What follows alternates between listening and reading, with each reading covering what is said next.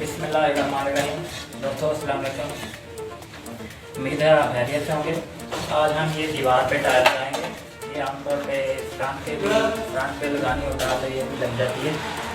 तो दूसरा, ये जो दीवार है ये सीढ़ी की चौकी वाली दीवार है। हम इधर सिर्फ ये टाइल डेकोरेशन के तौर पर लगा रहे हैं। सिरामिक टाइल है, मास्टर की कंपनी। ये आप देख सकते हैं,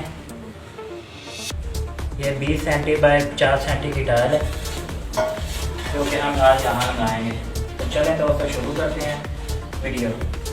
हम इसको बांध के साथ लगाएंगे, सीमेंट करने में है और इसको भिगोना भी नहीं पड़ेगा। बांध अच्छा कर और तो इससे चल जाएगा काम।